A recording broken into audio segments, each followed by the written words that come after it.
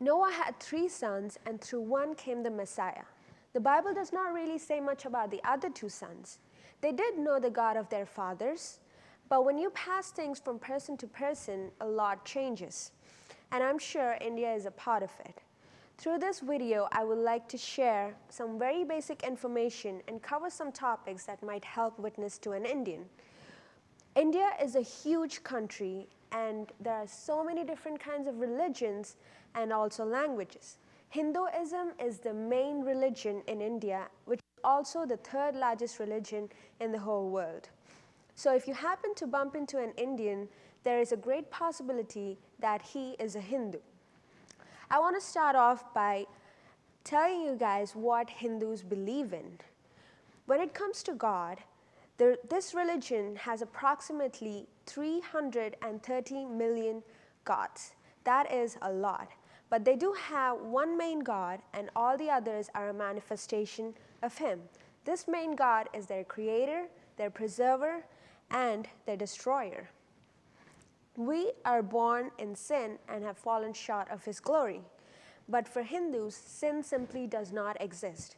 They don't believe that they're born in a fallen nature. They simply exist, and they're capable of doing good or bad things. Heaven is real and hell is real. In this case, there is a slight division. Some believe that there is a heaven and hell, and some don't. For them, all souls are eternal and will rebirth. Reincarnation is where an immortal soul is born and reborn into different life forms until it attains freedom, or in other words, salvation. Salvation is through Christ and no other way. The Hindus have a set of 4 laws which they have to fulfill to attain salvation or freedom for their soul. But it's not possible for them to master all the 4 laws in one life, and that's why they have to keep reincarnating again and again. How much you fulfill the law in one life will decide what you're going to be in your next life. The law is that one should attain religious and moral righteousness. It's where one serves the idols and also attains a good name in the society. He should also attain a good amount of wealth in his lifetime, and not wanting freedom for which they are working on will ultimately lead them to their freedom. To summarize everything, the Hindus believe that they are the focus of their own solution. The good things and the bad things, or the good works and the bad works that you do in your life will decide how you will end up. One is the product of his past actions. They consider Jesus to be a good man, a prophet, a teacher. They don't really have a bad idea about it.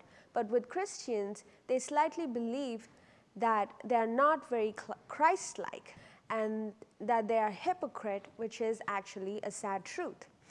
Now, I have almost no experience in street evangelism, but the Lord has given me opportunity to do one-on-one. So the points I'm going to leave here will probably work best when you evangelize one-on-one, or it could work differently. Go slow with the religious discussion. Do not make it seem like all you want is to talk about the religion and also prove him wrong.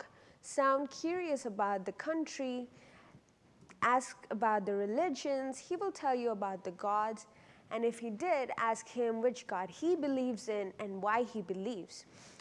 Slowly, without you yourself doing all the talking, you can make him step into your box. Secondly, show respect to what they believe in and do not compromise. Let your focus be on Christ and a personal relationship with Him. Don't tell him that he can do something or he cannot do something right away, but share the experience you have with Christ and open a door for him to understand about His love more than the rules and sin and all the doctrinal parts. Allow the Holy Spirit to intervene. Let Him talk to the person, let Him do the work, and let Him take the lead. Do not assume just because it's a different culture, a different everything, that things cannot work. All this takes a little patience, and it's an act of love. I would like to conclude with a true story. It was Apostle Thomas, one of the 12 disciples of Jesus, who came to India. At that time, the whole nation was a Hindu nation. When he came, he did not know the language, he did not know the people, he probably did not know anything, but he simply obeyed the Lord. Every day he observed a group of people worshipping the sun by the river. They are a very strict group of Hindus and are very religious. So every day they would come to the river and they would take some water with their hands and then pour back the water into the river. And he observed this every day and learned that they do that because they believe that the water that they're pouring back into the river actually goes to the ancestors who are in hell. So one day he went to the river when they were performing that act, and he took a bucket of water and started watering the dry land that was beside the river. The people in the village seemed very curious, and when they came to him and asked him what he was doing, he explained it to them that he has a vineyard in Israel, and he was actually watering the vineyard, and he said that he believes that if he pours the water on this dry land, which is so far from the place he lives, the water is going to reach the vineyard, which is in Israel. So they thought that he was completely out of his mind, and which actually opened a door for him to explain. They were doing exactly the same thing, and he shared the gospel to the people, and he converted many people, and he led them to Christ. He caught their attention. He had an opportunity to talk about God. Everybody is different. The goal of evangelism is not the number of people you convert. It is about sharing the gospel to as many as possible. Love the person for who he is and not trying to manipulate him, and the Lord will find him just like he found us.